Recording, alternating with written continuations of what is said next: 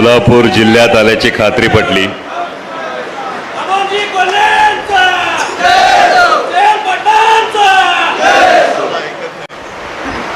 शिवस्वराज्य यात्रेच्या आजच्या या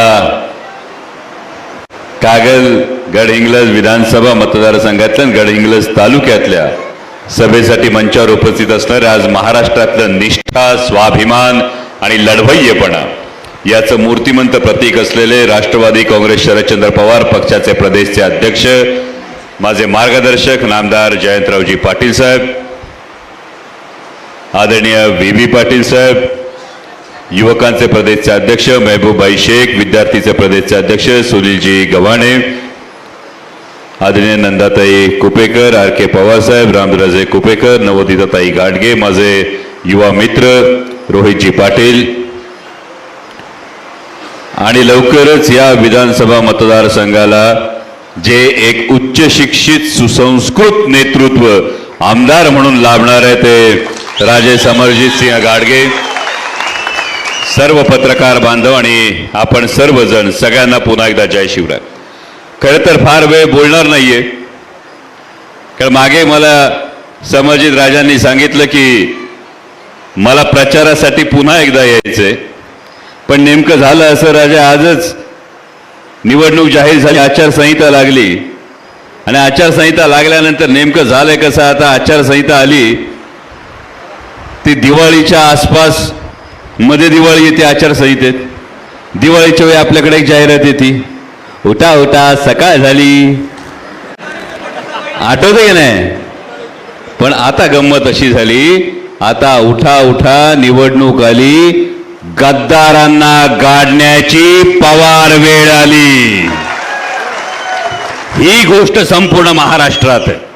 आज संपूर्ण महाराष्ट्रात हे वारं या गडहिंग्लजच्या भूमीत आल्यानंतर या भूमीला खरं तर नतमस्तक होतो। मी भाग्यवान समजतो की या महिनाभरात मी दोनदा या भूमीला नतमस्तक होण्याचं भाग्य लाभलं, कारण या भूमीत जेव्हा जेव्हा पाऊल ठेवतो तेव्हा आठवतो तो प्रसंग, मागे नंदाताईंकडे शिवस्वराज्य यात्रेसाठी आलो होतो तेव्हा नेसरीला सरसेनापती प्रतापराव गुजरांच्या समाधीस्थळी जाऊन नतमस्तक झालो होतो आणि त्या समाधीस्थळी गेल्यानंतर तो प्रसंग असा डोळ्यासमोर उभा राहिला की छत्रपती शिवाजी महाराज प्रतापराव गुजरांना म्हणाले की बेहलोल खानाला गर्दीस मिळवल्याखेरीज रायगडावर आम्हाला तोड दाखवू नका। श्वास फुलला, मुठी आवळल्या गेल्या, डोळ्यात रक्त उतरलं आणि घोड्याला टाच मारून वेळात मराठे वीर दौडले सात। पण जर त्यावेळी प्रतापराव गुजरांनी विचार केला असता की बेहलोल खानाची छावणी एवढी मोठी, आपण फक्त 7 वीर या छावणीत जर गेलो तर दिव्यावर जसा पतंग झेप घेतो त्या पद्धतीनं आयुष्याची राख रांगोळी होईल, हा विचार केला असता तर आज गडहिंग्लज तालुक्याला, या मातीला तो अभिमान निर्माण झाला नसता, त्या ठिकाणी जाऊन नतमस्तक कोणी झालं नसतं। आज नतमस्तक होतो कारण या मातीत एक सर्वोत्तम प्रतीक उभं राहिलं, ते निष्ठेचं प्रतीक उभं राहिलं, हे या गडहिंग्लज तालुक्याचा अभिमान आहे। तुमच्या टाळ्यांवरून कळलं, या वाक्याची दुसरी बाजू तुम्हाला कळलीये। जर गडहिंग्लज तालुक्याला निष्ठेचा अभिमान असेल तर ज्या माणसांना निष्ठेचा अभिमान आहे, निष्ठेचा संस्कार आहे, त्या प्रत्येक माणसाला जेव्हा निष्ठेशी प्रतारणा केली जाते तेव्हा त्याचा तितकाच तिटकारा असला पाहिजे आणि हे दाखवण्याची संधी, हे दाखवण्याचा मुहूर्त आहे। मगाशी समरजित सिंह राजेंनी माझा मुहूर्त सांगितला 15 ऑक्टोबरचा, आता मी तुम्हाला दुसरा मुहूर्त सांगतो तुमचा, हा निष्ठेशी प्रतारणा करणाऱ्यांची तिटकारा दाखवण्याचा मुहूर्त आहे 20 नोव्हेंबरचा। कारण मगाशी त्यांनी सांगितलं 15 ऑक्टोबरला मी इथेच आलो होतो। पत्रकार बांधवांना नम्रतापूर्वक सांगू इच्छितो, जागा तीच आहे, माणूस तोच आहे आणि सुदैवाने माझी बाजू तीच आहे। त्यामुळे माणूस तोच आहे, जागा तीच आहे, बाजू तीच आहे, हे म्हटल्यानंतर तुम्हाला सगळ्यांना कळतंय काय नेमकं करायचंय। आणि हे करत असताना एक किस्सा सांगतो, मी वैयक्तिक टीका कधीच करत नाही। प्रत्येक माणसाने राजकारणातली, समाजकारणातली अनेक वर्ष घातलेली असतात। मुळात जसं समरजित राजांनी सांगितलं त्या पद्धतीने ही निवडणूक कुठल्याही 2 व्यक्तींची राहिलेली नाही, हे केवळ कागलमध्ये नाही, हे पूर्ण महाराष्ट्रात ही परिस्थिती अनेक ठिकाणी. ही निवडणूक केवळ दोन व्यक्तींची राहिली नाही, ही निवडणूक दोन प्रवृत्तींची झाली आहे की कोणाच्या तरी सावलीत सगळं पदरात पाडून घ्यायचं आणि जरा ऊन आलं की सावली देणाऱ्याचं बोट सोडून पलीकडे उडी मारायची. या स्वार्थाविरोधात तत्वांसाठी, निष्ठेसाठी, स्वाभिमानासाठी लढणारे सर्वसामान्य मावळे विरुद्ध या पद्धतीनं दल बदलणारे लोक, या दोन प्रवृत्तींमधली ही लढाई आहे. आणि म्हणून एक प्रसंग सांगतो. मगाशी राजांनी सांगितलं काहीतरी एक विकास कामांचं पुस्तक निघणार आहे म्हणे. माझी आपल्याला विनंती आहे, कारण आता तुमच्या भाषणात कळलं की आम्हाला वाटलं होतं महाराष्ट्रामध्ये लाडकी बहीण योजना सुरू आहे. या विधानसभा मतदारसंघामध्ये लाडका कॉन्ट्रॅक्टरची एक वेगळी योजना आहे, मला आता तुमच्या भाषणातून कळलं. पण ते पुस्तक जरूर वाचा, कारण ते पुस्तक वाचताना प्रत्येक विकास काम जेव्हा होतं, ते प्रत्येक विकास काम वाचत असताना जसं महबूब भाईंनी सांगितलं त्या पद्धतीनं हे विकास काम करण्यासाठी पाठीमाग ताकद कोणी उभी केली असेल तर ती आदरणीय शरदचंद्रजी पवार साहेबांनी ताकद उभी केली. हे तुम्हाला त्या प्रत्येक पानावर दिसेल आणि त्यासाठी ते पुस्तक वाचा. आणि ते पुस्तक वाचून झाल्यानंतर जेव्हा शेवटचं पान उलटाल, जेव्हा शेवटचं पान बंद कराल, तेव्हा जरूर आठवा यातल्या पानावरचं अक्षरन अक्षर ज्या आदरणीय शरदचंद्रजी पवार साहेबांच्या आशीर्वादामुळे लिहिता आलं, त्याच आदरणीय पवार साहेबांना कसोटीच्या वेळी, त्याच आदरणीय पवार साहेबांना संकटीच्या वेळी पाठ दाखवून कोण गेलं, त्यांचा काय निकाल घ्यायचा हे आपलं आपण ठरवा. आमच्याकडे एक देऊळ होतं, एक गाव होतं, गावात एक देऊळ होतं. देवळात देव होता, देवावर लोकांची श्रद्धा होती, फार मोठी भक्ती होती. आणि ही फार मोठी श्रद्धा होती, भक्ती होती. पण गावकऱ्यांना वाटलं की रोज देवाला कस काय आपण सगळे सोपस्कार करायचे, म्हणून गावकऱ्यांनी एक पुजारी नेमला. गावकऱ्यांनी पुजारी नेमला. पुजारी सगळं देवाचा बघायचा. गावकऱ्यांचा आणि देवाचा संबंध थांबला राजे, आणि गावकरी पुजाऱ्यापाशीच जायला लागले.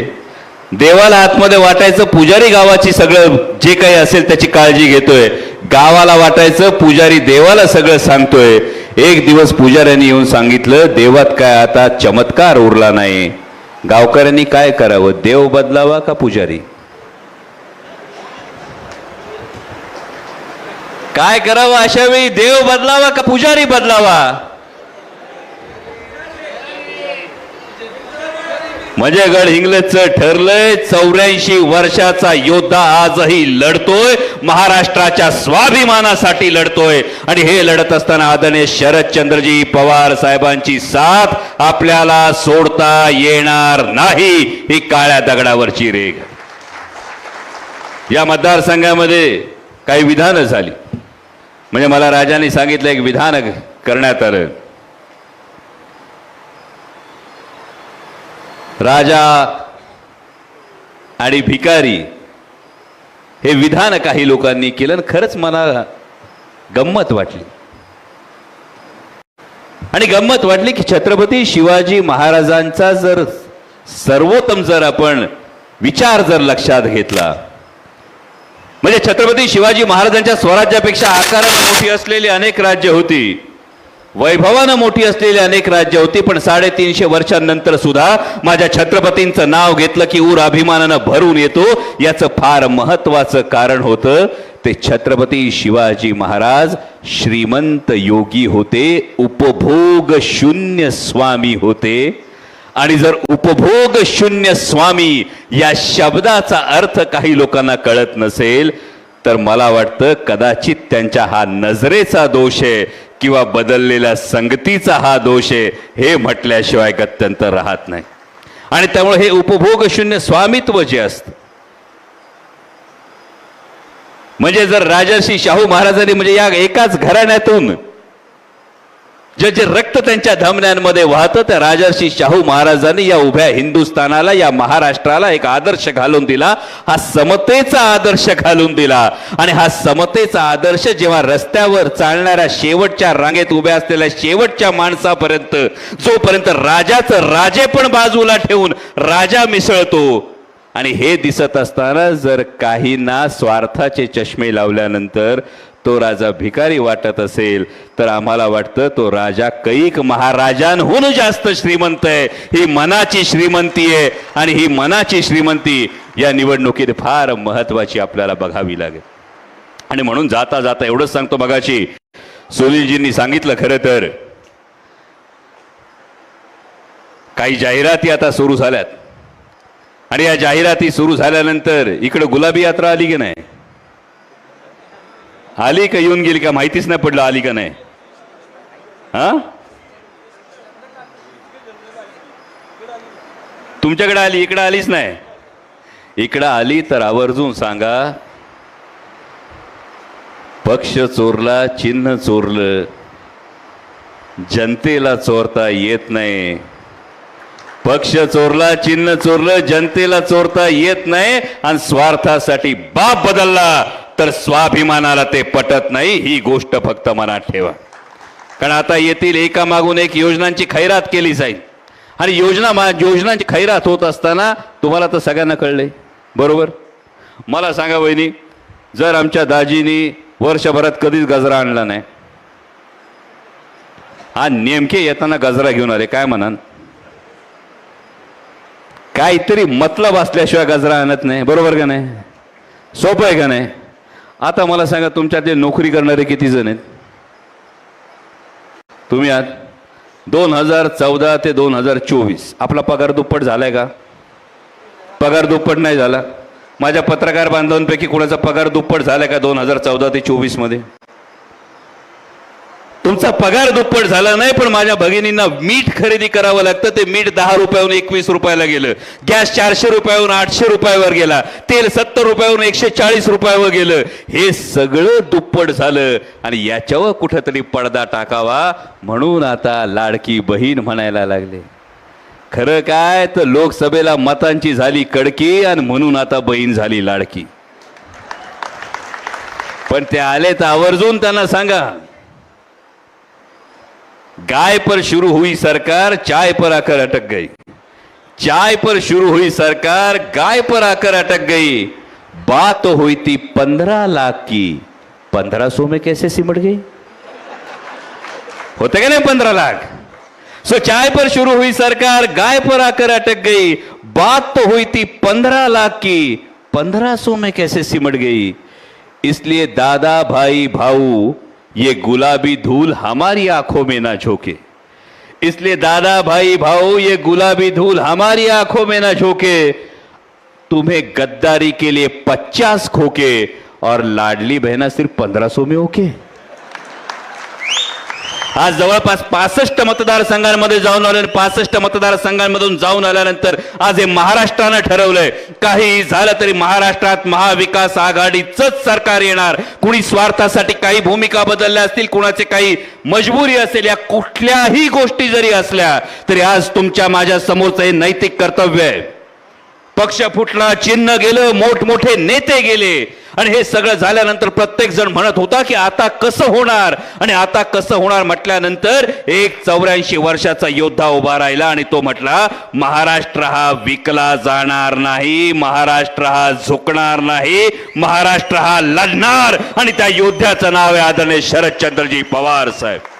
आणि त्यामुळे इथं तुतारी वाजवणाऱ्या माणसाचं चिन्ह जेव्हा तुम्हाला ईव्हीएम वर दिसेल तेव्हा केवळ ते तुतारी वाजवणारं माणसाचं चिन्ह नाही, ते आदरणीय शरदचंद्रजी पवार साहेबांचं चिन्ह आहे. आणि आदरणीय शरदचंद्रजी पवार साहेबांच्या तुतारी वाजवणाऱ्या माणसासमोरचं बटन दाबताना ही परिवर्तनाची तुतारी आहे, ही निष्ठेची तुतारी आहे, ही स्वाभिमानाची तुतारी आहे. एवढीच एक गोष्ट लक्षात ठेवा.